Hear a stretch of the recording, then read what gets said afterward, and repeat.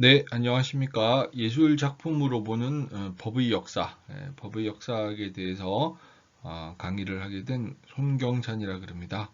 저는 충북대학교 사회교육과에서 학생들에게 그 법학을 강의를 하고 있습니다.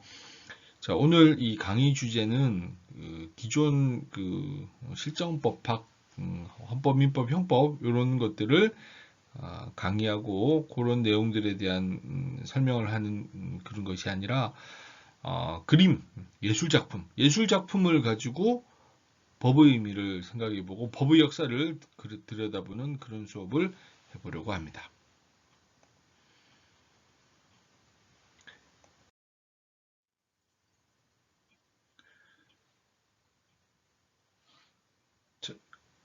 자, 이 예술 작품으로 보는 법사학이라고 하는 것은 기본적으로 그림을 통해서 법과 생활상을 볼 수가 있게 되고 법학과 그 문학을 융합할 수 있게 되고 법학과 예술을 융합하게 하는 그런 교과목에 대한 예시가 되게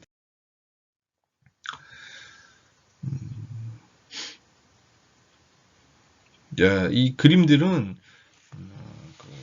조선 그 형정도첩 일제강점기 때 일본인들이 그 조선시대 때 있었던 그 풍속화, 민화 등등을 모아가지고 조선의 사법 제도에 대한 것들을 그림을 모은 것이고 거기에 대한 이제 해설을 해보는 겁니다. 자, 이제 요거는 군수가 그 관리 입회화해서 이제 종이를 내고 있죠. 이제 이게 소장, 요즘으로 치면 소장인데 전통법 용어로는 이걸 소지라고 했습니다. 소지를 제출하면은 사실 신문을 행하는 그런 그림을 보여주고 있습니다.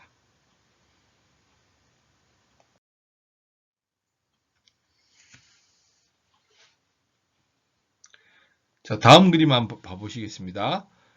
포교들이 그 남자들이 모여가지고 이렇게 도박을 열심히 하고 있는데 도박하는 장소를 덮치는 것. 이제 그 중에 이제 한 사람은 이제 이걸 알고 또 도망을 갑니다. 한 사람은 도망을 가고 이제 나머지 사람들은 이렇게 열심히 도박을 하고 있는데 포교가 그 자리를 덮치는 모습을 보여주고 있습니다. 이제 도박은 지금도 사람들이 도박을 하다가 경찰에게 잡혀서 형사처벌 받는 일들이 있었는데 이 도박이라고 하는 게 인류 역사에서 아주 오래전부터 도박이 있었다라고 합니다. 이제 서양에서도 도박이 횡행을 했고 동양에서도 했고 근데 도박을 처벌하는 것은 어느 사회든지 어느 국가든지 거의 동일했다고 합니다.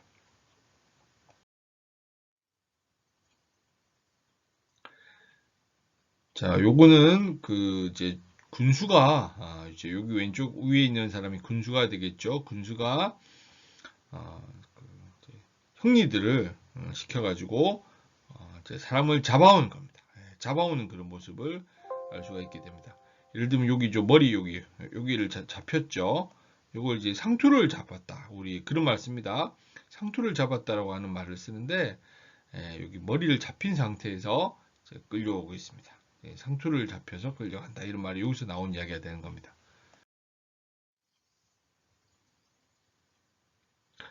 자, 그 다음 그림 부분입니다.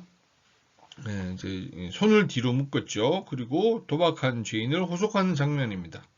이제 도박을 한 사람은 이제 예전에도 매우 중한죄로 다스렸기 때문에 잡혀 들어가면은 여기 밑에 한자 말이 난장인데 왜 우리 부모님이 어렸을 때 집안을 막 어지럽히고 막 친구들끼리 학교에서 막 싸우고 그러면은 선생님이 이 난장판을 만들었다 이런 말 하지 않습니까? 그 난장이라는 단어가 여기서 나온 말인데 도박죄인들을 잡아 가두면은 이제 어지럽게 장을 친다. 뒤에도 그림이 나옵니다. 그렇게 중하게 처벌을 하였습니다. 자, 이번 그림은 살인하는 죄인, 살인 죄인을 압송하는 그림이 됩니다. 살인 죄인은 보통 사형에 처하게 되겠죠. 매우 나쁜 범행이다 보니까 이제 그 손을 뒤로 묶고 머리카락을 양손 사이에 묶어서 체포해 갑니다. 살인범인은 대개 사형에 처하게 되다 보니까 매우 중한 형벌을 가했던 게 특징이 되게 됩니다. 옆에 있었던 사람은 동행하고 있는 사람은 이제 종범, 종범이라는 말은 이제 그 공범을 지칭하게 되는 겁니다. 자, 다음으로 도둑을 압송한 겁니다. 도둑, 절도범. 이제 이 모자를 씌우고요. 그 다음에 보통 죄인은 이제 모자를 안 씌우고 체포를 해갔는데 강도범인 같은 그런 범인은 또 중범죄자이기 때문에 이 종이로 또는 풀로 만든 모자를 씌워가지고 포박해서 끌고 가는 그런 모습을 보고 있습니다. 여기 이제 한자말로 찾고 도적이라고 이제 잡아서 데리고 간다. 도적을 잡아서 데리고 간다. 이제 이런 한자말이 쓰여져 있습니다.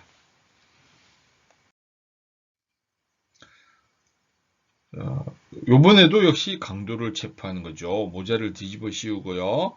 그리고 이제 이 전통시대에도 이 강도범도 거의 대부분 살인범과 마찬가지로 사형에 처해졌고 매우 중한 형벌을 받게 되었는데 양손을 뒤로 묶고 모자를 뒤집어 씌워서 끌고 갔고요. 강도를 체포하는 그런 모습도 이걸 알 수 있게 되는 겁니다.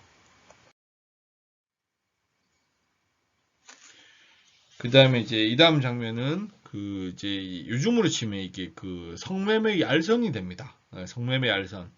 이제 이 성매매라고 하는 것도 인류 역사에서 그치지 않고 있었는데 성매매를 계속 처벌했었습니다. 물론 이제 법 철학적으로 이제 처벌하지 말자라고 하는 논의도 있기도 하고 또 실제로 안 그런 처벌하지 않는 국가도 있지만 대부분 많은 국가에서는 성매매는 처벌합니다. 그리고 이제 조선 같은 경우에도 성매매한 경우에 처벌을 했고 지금 이 여성은 소위 말해서 다른 여성을 성매매하게 하는 그런 포주라고 부르는 그런 여성을 체포하는 그런 장면이 됩니다.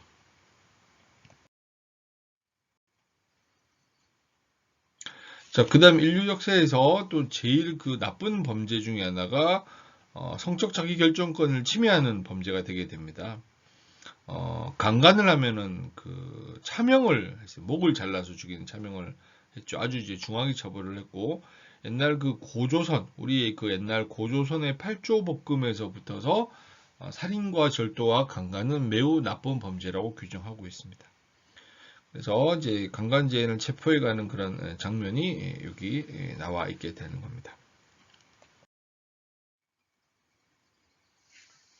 그 다음 이게 이제 화관인데요. 화관이라고 하는 말은 서로 이제 그 동의를 해서 이제 성행위를 한 건데 예를 들면 이제 미혼인 사람이 성행위를 해도 처벌받아요. 그리고 배우자 있는 사람이면 당연히 처벌받겠죠. 한쪽이 배우자 있는 거 이제 요즘 이제 용어로는 이걸 간통이라고 해요. 간통죄라고 하는데 간통죄 같은 경우는 우리나라에서 오랫동안 이제 형사처벌의 대상이었다가 2015년도에 헌법재판소에서의 그 간통죄가 개인의 성적 자기결정권을 침해하고 또 사회에 끼치는 해악이 적음에도 불구하고 해악을 고려하지 않았다라고 하는 이유로 7대2 재판관 7명이 위원으로 판단을 해서 간통죄는 없어지게 되었습니다. 이제 그 전통사회에서는 간통은 당연히 강하게 처벌하고요. 모두 다 함께 잡아가서 장 80대 맞으면 죽습니다. 좀 이따 뒤에 장형이 어떤 것인지 나오는데 장형에 처하게 됐던 게 화간 남녀의 체포 부분이 되게 됩니다.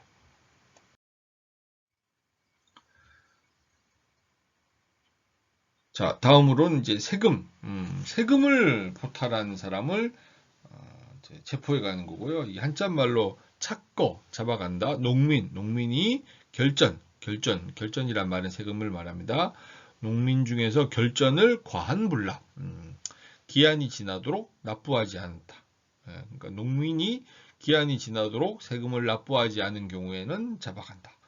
지금도 세금 끝까지 안 내고 있으면은 경우에 따라서 벌금형까지도 물론 이제 세금 안 냈다고 해서 포탈했다고 해서 징역형이거나 또는 뭐 사형 처하거나 그런 경우는 매우 드물고 잘 없습니다. 하지만 세금을 끝까지 안 내고 있는 경우에는 또 형사처벌의 대상이 되기도 합니다. 그러니까 어느 정도 이제 이 과세를 미납한 경우라면은 뭐 행정벌의 대상이 되겠지만은 이 세금이라고 하는 것은 국가 체제에서 매우 중요한 모습이기 때문에 이제 이게 경제 범죄랑 연루돼서 세금을 포탈하고 그런 경우라면은 이제 그 가중처벌되는 그런 규정도 존재하게 되는 겁니다. 자, 그리고 그 이제 그림을 통해서 이제 알 수 있는 그런 그 모습 중에 하나가 그림이나 예술 작품 등등을 통해서 한 사회의 사회상이라든지 그 사회의 문화를 공부할 수 있게 되는 겁니다. 그래서 예를 들면 이제 글로 쓰는 것보다 그림 하나가 그 사회상이나 문화를 더 여실히 잘 알 수 있게 되는데 그 대표적인 그림이 이거라고 생각됩니다. 길을 가다가 어른을 이제 때린 거죠. 여기 보면 나이 많은 어른이 지금 가시 부서져 있고요. 머리가 뜯어져 있습니다.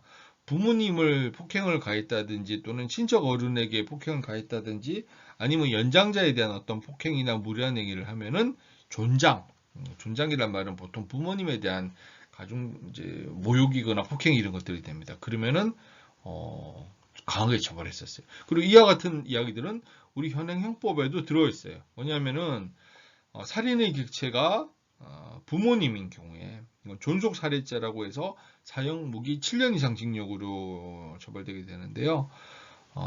외국 같은 경우에는 그 부모님을 죽였다고 해서 그 가중처벌되는 법 규정은 없습니다. 하지만 우리나라 법에서는 가중처벌하고요. 일본에서는 이게 위헌 판결을 받았는데 한국 사회에서는 여전히 부모님을 그 살인한 경우에는 존속살인죄라고 해서 보통살인죄보다 가중처벌되게 되고 그와 같은 법문화가 나오게 됐던 배경에는 이 전통사회부터 있었던 존장에 대한 어떤 범죄를 가중처벌하는 규정이 그 긴죄에는 숨어 있다고 볼 수 있게 되는 겁니다. 그러니까 이 그림은 그림 하나를 통해서 매우 많은 것들을 여실하게 드러내는 게 됩니다. 자, 이제 그 다음 그림입니다. 남편이 이제 잡혀갑니다. 남편이 잡혀가는데요. 이번에 이제 부인이 이제 형리에게 소하고 필목 이런 것들을 올리면서 좀 잘 봐달라, 풀어달라, 뭐 이렇게 석방을 애원하는 모습을 보이고, 글쎄, 요거는 이제 일시적인 모습일 수도 있고, 또, 역사 쪽에서 15세기, 16세기 조선과 18세기, 19세기의 조선은 좀 달랐다라고 한 평가를 합니다. 19세기 때는 국가 체제가 많이 이제 삼정이 문란하고 혼란스러웠고 세금 제도도 망가졌다 그런 이야기도 있었고 죄를 지어도 이렇게 그 관리에게 뇌물을 주는 경우라면 죄를 감하게 되는 그런 경우도 있었다라고 하는 이야기를 해서 그래서 한 18세기, 19세기 때 사법제도의 혼란을 지칭하면서 이런 그림들이 나왔다라고 하는 평가도 있습니다. 자, 여기 밑에 있는 개는 지나가는 개입니다. 근데 이제 이걸 왜 말씀드렸냐면 이번 강의 안에서는 제가 동양의 법사상, 동양의 법 문화만 설명을 드리는데 동양의 법을 설명할 때는 개는 지나가는 개입니다. 근데 서양의 법을 설명할 때는 개가 의미가 있어요. 서양의 재판정에서는 개가 의미. 이 그림에서 개는 그냥 동네 개 지나가는 개라는 거 말씀드리겠습니다. 자, 그 다음은 이제 검시입니다. 그러니까 이제 무릎 꿇고 앉아 있는 사람이 일단 구타를 해서 죽였다 또는 살인을 했다 뭐 이런 것으로 지금 이제 잡혀간 거고요. 이제 시체에 대해서 이제 검시를 하는 건데 시체에 대한 검시를 드러내는 책도 있습니다. 무원록 그 사람의 억울함이 없도록 한다라고 하는 무원록이고 생각보다 매우 과학 수사에 가까웠다라고 하는 평가도 합니다. 무원록에 나와 있는 것 중에 하나가 요 그림에는 없는데 시체가 있으면은 시체의 그 입에다가 그 밥을 이렇게 안에 넣어놨답니다. 넣어놓고 난 다음에 한참을 있다가 그 조밥을 빼고 닭에게 먹여본답니다. 닭이 먹고 죽으면 어떻게 되겠습니까? 독살인 거죠. 그런 식으로 본다든지 또 사람이 그 구타를 당해서 피멍이 들고 나면은 그 피멍이 들었던 자국이 시간이 지남에 따라서 색깔이 변한다라고 하는 걸 알고 있었답니다. 그래서 구타당한 지 며칠이 됐다든지 이거는 또 열흘이 됐다든지 이런 것들을 안다는 거. 그리고 이제 이 사람이 그 목을 메어서 죽었을 때 목 뒷부분에 그 줄기가 일자로 되어 있는지 이렇게 C자로 되어 있는지 이런 것들을 통해서 목을 졸라서 죽이면 목 뒤에 줄 모양이 일자로 되어 있다.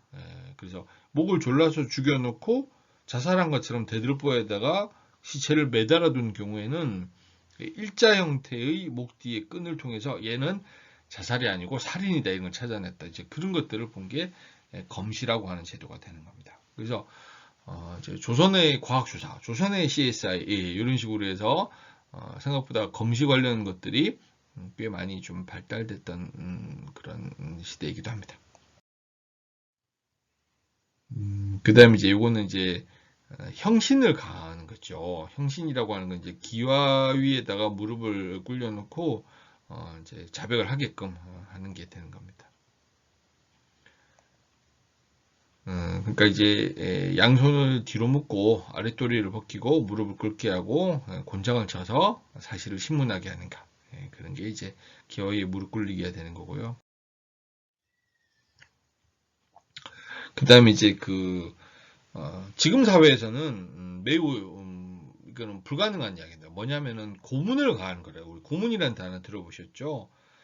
그래서 나무 의자 앉혀놓고 무릎을 벗겨놓고 장을 정강이를 쳐가지고 범죄 사실을 자백시키는 거고, 자, 요거는 근대 형법이 만들어지고 난 다음에 형신을 가해서 고문을 가해가지고 그 사람을 자백하게 하는 그런 법제도는 금지가 됐습니다. 금지가 됐어요. 근대 형법 이전의 시대는 동양이든 서양이든 마찬가지였고, 동양에서 이제 한국에서 이러한 형식으로 형문을 때려가지고 그 사람의 그 죄를 자백하는 것, 서양에서도 이제 마녀 재판 등등에서도 고문을 가해서 자백을 하게 하는 것, 그런 것들은 분명히 존재했었습니다. 자, 이번에는 모말, 이제 곡식을 담는 거죠. 이 이제 모말 위에다가 무릎을 꿇고, 이제 몽둥이를 때리는데 아프겠죠. 그렇게 해가지고, 어쨌든 자백을 받아내기 위해서, 이런 형태로 무릎을 꿇리고, 이제 폭행을 가하는 그런 형태의 그림을 볼 수가 있게 됩니다. 이 그림들은 이제, 수사기관에서 범죄자에 대한 자백을 어떤 식으로 받아냈는지를 그림을 통해서 알 수 있게 되는 겁니다. 자, 이건 또 좀 잔인한 그림이죠. 철로 된 막대기를 가열을 해가지고요. 그 막대기를 발가락 사이에 끼웠답니다. 아우, 끔찍합니다. 근데 이제 이건 중범죄자에게 했겠지만, 이제 서양에서도 이제 이 달군 젓가락이나 막대기를 가지고 사람의 몸에 고통을 줘가지고 자백을 하게 하는 게 있었죠. 근데 사회가 되면서 이런 것들 다 없어졌습니다. 자, 갈수록 더 잔인한 그림들이 나옵니다. 이것도 자백하는 방법인데요. 양 다리를 묶고 높은 곳에 매달아 놓고요. 콧구멍에다가 양잿물을 주입했답니다. 어우, 숨을 못 쉬겠죠. 끔찍합니다. 이런 거 보면 과거에 안 태어난 게 매우 행복한 그런 게 아닌가 싶은 생각도 듭니다. 범죄를 저질러서도 안 되지만 범죄자를 할지라도 너무 범죄자에 대해서 가혹한 형벌을 가하는 것은 전 근대 사회라고 평가할 수 있게 됩니다. 자, 역시 이제 앞에서 설명드렸던 것과 연결되는 부분이기도 합니다. 형정체제, 삼정이 문란, 뭐 이런 이야기를 했었을 때 형정체제가 문란했는데 돈을 주고 난 다음에 석방의 대가로서 이제 증례, 내가 너 풀어줄 테니까 돈을 나중에라도 가져와라, 소를 한 마리 가져와라, 뭐 이런 식으로 문서를 쓰게 했던 모습을 드러냅니다. 보통 이렇게 형정도첩, 풍속화 형태로서 법이라든지 범죄 관련된 것들이 남아있게 된 거는 보통 18세기, 19세기 이후 때 그림이 많이 남아있지 15세기 때, 16세기 때 그림들이 남아있지 않습니다. 그래서 18세기, 19세기 때의 형사정책의 문란을 또 이 그림을 통해서 좀 알 수 있지 않을까, 그런 평가도 가능합니다. 자, 이것도 또 삼정의 문란을 내리는 거고요. 곤장을 때리고 했을 때 그런 이야기도 있었습니다. 형리에게 뇌물을 주면은 이제 살짝 때리게 해준다. 예를 들면 또 겨울 같은 경우에는 바지를 3벌, 4벌 입고 곤장을 때리는데 이제 세게 때리는 신용을 하고 그 다음에 이제 맞는 사람은 아이고 아파라 하고 엉덩이를 때리는데 사실상 이제 손바지를 여러 개 입고 때리면 이제 덜 아프게 하는, 그렇게 하려면 아무래도 집행을 하는 관리와 처벌을 받는 범죄자의 가족 사이에서의 뭔가의 약속이 있어야 되겠죠. 그런 걸 그리는 그림이라고 평가. 그 다음에 왜 우리 사극 보면은 많이 봤지 않습니까? 저 놈에게 칼을 씌워라. 칼을 씌워서 당장 감옥에 가두거라. 이제 칼이라고 하는 게 도망을 못 가게 하기 위한 이제 나무고요.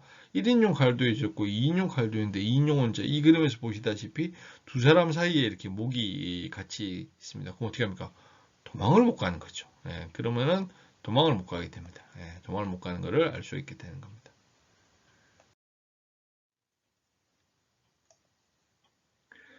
자, 그 다음에 역시 또 체포주 애인을 돈 받고 석방하기로 하는 장면. 이제 범인이 체포했지만 부모가 뇌물을 줄 테니까 좀 풀어달라. 자, 이런 식으로 애원하는 장면이 들어있는 그런 그림이기도 합니다.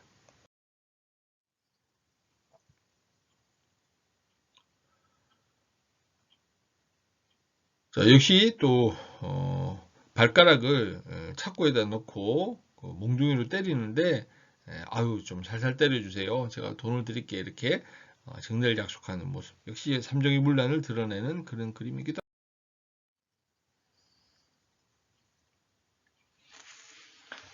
자, 다음 그림입니다. 사람을요, 죄인을 뒤주 또는 옷장 속에다가 가둬도 목을 내세우는 그런 형벌도 있습니다. 아무래도 이제 이 사람을 가둬두고 나면 고통이 되겠죠. 그래서 전 근대 사회에서는 신체형이라 그래서 사람의 신체에 대한 직접적인 고통을 주는 식으로 형벌을 가하게 됐던 게 전 근대 사회고요. 근대 사회로 오게 되면은 이 신체형에서 자유형, 사람을 가둬가지고 자유를 뺏는 형태의 형벌로 가게 되는 겁니다. 그래서 신체형의 시대는 현대 사회는 아니다. 그렇게 평가를 받고 있게 되고 이거는 뭐 동양이나 서양이나 매한가지였습니다. 자, 우리 옥이라고 하는 모습을 볼 수 있는 부분인데요. 이제 중형을 저지른 사람은 이렇게 옥에 갇혀서 칼을 쓰고 있었고요. 이제 나머지 사람들은 이제 갇혀 감수가 감시하는데 우리가 생각하는 교도소나 구치소처럼 탈옥이 불가능한 모습은 아닙니다. 그래도 이제 탈옥도 해도 이제 도망가다가 잡혀버리고 그러다 보니까 이게 무조건 도망을 가고 그러지는 않았고요. 하지만 이 옥중의 죄인을 드러낼 수 있는 모습이 이 그림이 됩니다.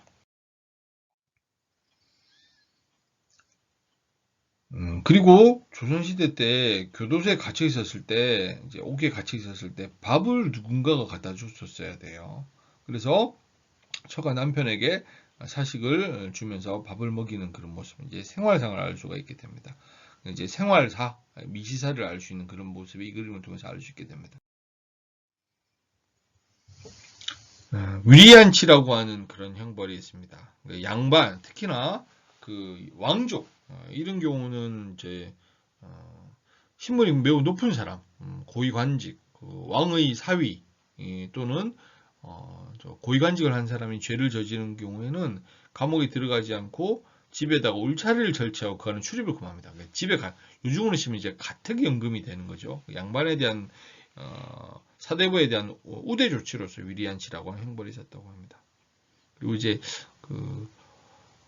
폐위된 후궁, 왕의 부인이었는데 폐위가 되는 경우에는 궁궐 안에다 위리안치를 했다. 뭐 이런 기록도 있습니다.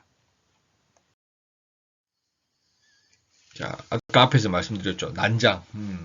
집에서 어렸을 때 형제들끼리 막 장난감 내어가지고 어질러 놓고 있고 중고등학교 다니셨을 때 엉망이었을 때 선생님이 또는 부모님이 왜 이렇게 난장파냐 이런 말을 하죠. 이게 난장입니다. 형님들이 돌아가면서 마구 두드러겨 패는 거예요. 난장 잘못 맞으면 죽겠죠.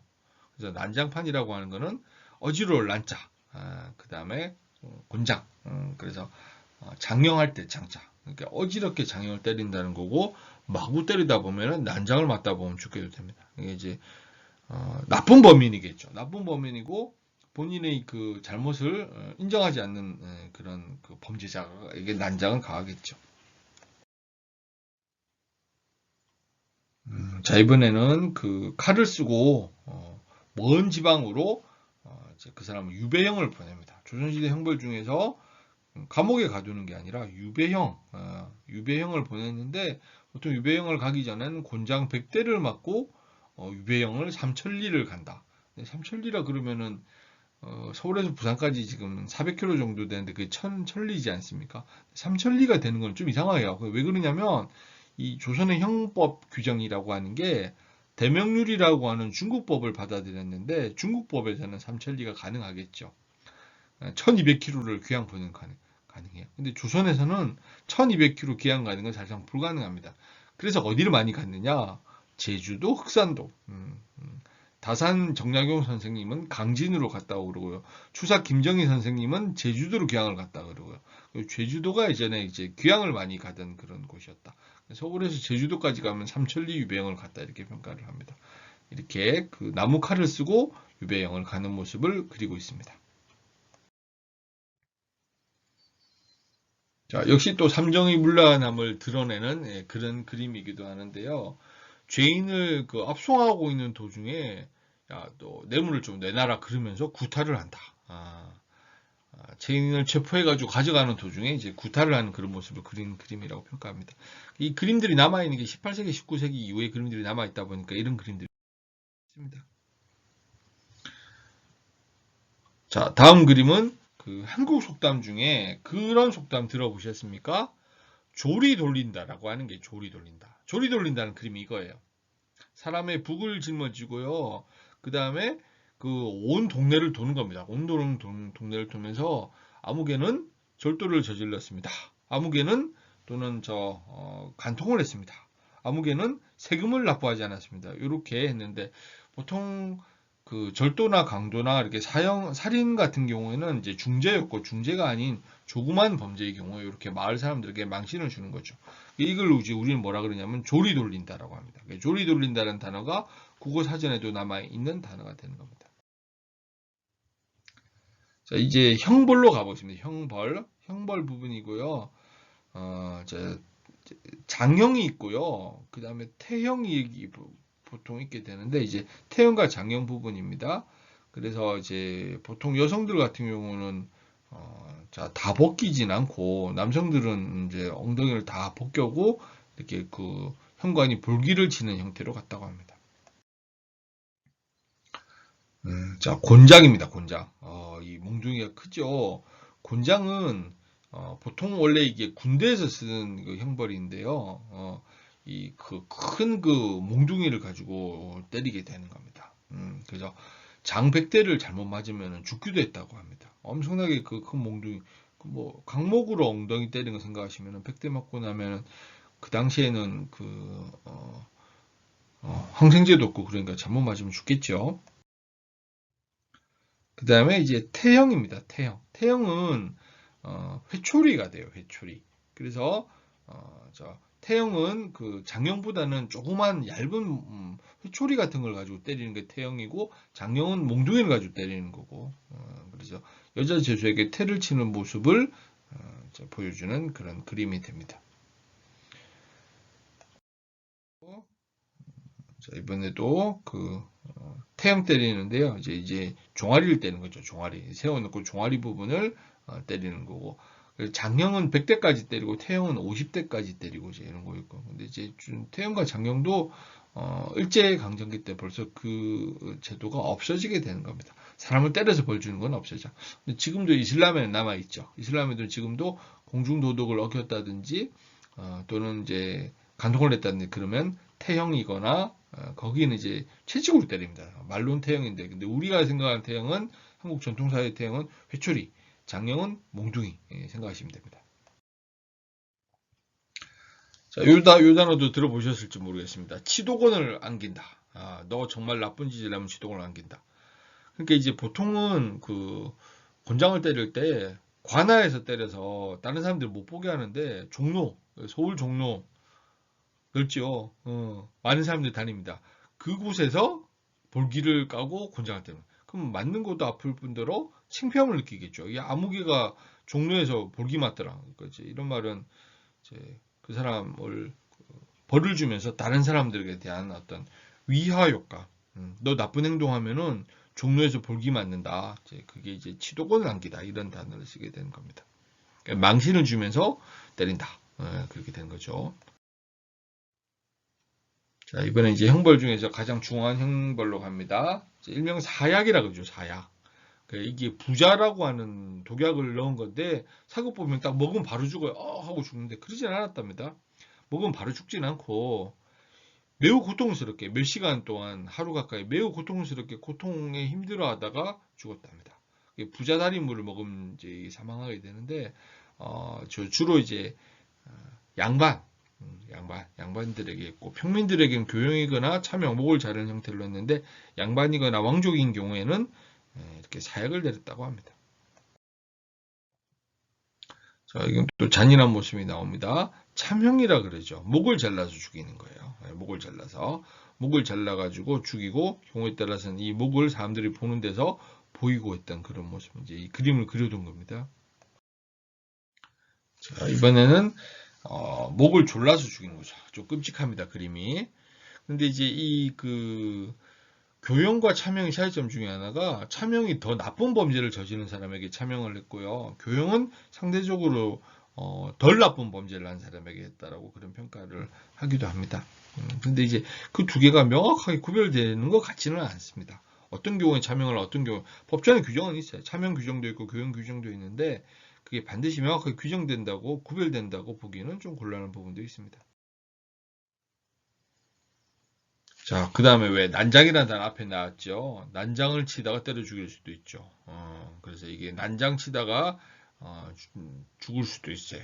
그게 장패라고 하는데 그 18세기, 19세기 때 일부 고을 수령들의 그 기록을 보면은 살인 범인인 게 분명한 놈인데 죽었다고 얘는 죽어도 자백을 안 하는 겁니다. 어떻게 하냐면 의도적으로 고을 수령이 이 장패, 난장을 쳐서 죽여버리는 경우도 있습니다. 왜냐하면 이제 살인 범인이 자백을 안 해버리면은 이게 왕한테까지 살인 사건이 올라가서 왕이 그 조사를 하게 되고 경우에 따라서는 5년, 10년 걸리고 난 다음에 또 경우에 따라서 사형 집행 안 되는 경우도 있고 무죄로 풀려나는 경우도 있거든요. 재판이라고 하는 과정이 너무 길어지니까 이게 고을 수령이 이제 이 난장을 쳐서 의도적으로 나쁜 살인범에 대한 그렇게 때려서 죽이는, 그래서 좋은 말은 아닌데 때려 죽인다는 단어가 이렇게 나온 게 된 겁니다. 때려 죽인다는 단어가 좀 이거는 지양해야 될 정근대적인 모습이 되겠습니다. 자, 이제 이것도 이제 교형의 변형된 모습인데요. 나무 칼에다 놓고 잡아당기면 이제 죽게 되는, 질식사하게 되는 그런 형태의 형벌 있습니다.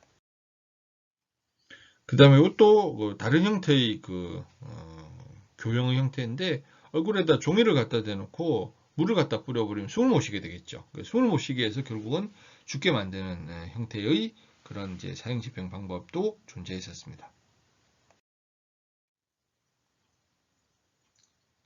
자, 다음 그림입니다.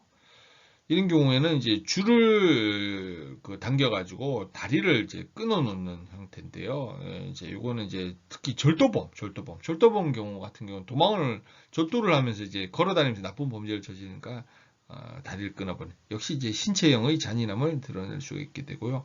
그와 같은 모습, 다리를 끊어놓는 그런 형태의 그림을 그려놓고 있습니다. 자, 대략적으로 지금 한 30여 분 정도 대략적으로 한국 전통의 그림을 통해 가지고 법사학에 대한 공부를 해봤습니다. 말로서 풀어서 설명할 수도 있는데 그림을 통해서 보면은 아무래도 훨씬 더 눈으로 잘 와닿고 관심을 가질 수가 있게 됩니다.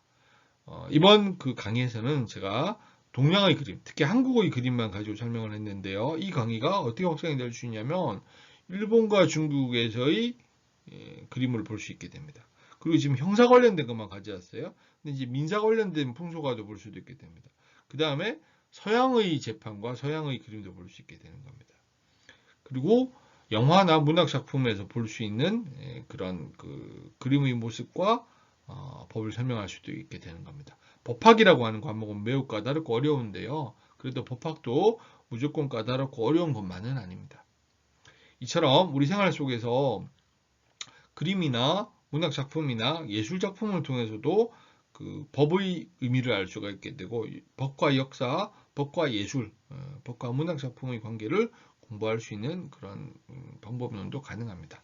자, 경청해 주셔서 감사드리고요. 또 이 동영상 강의를 보신 모든 분들께 항상 행복하시기를 바라겠습니다. 다음에 다른 기회가 있으면 제가 서양의 법과 그림, 예술가 문학작품 등등을 통해서 법에 대한 설명을 해보도록 하겠습니다. 예컨대 섹스피어 원작의 베니스의 상인에 나오는 그 스토리 플롯과 서양 16세기 베니스의 상업도시의 법, 문화 이런 것들도 공부할 수 있게 됩니다. 네, 경청에 감사드립니다. 항상 행복하십시오. 감사합니다.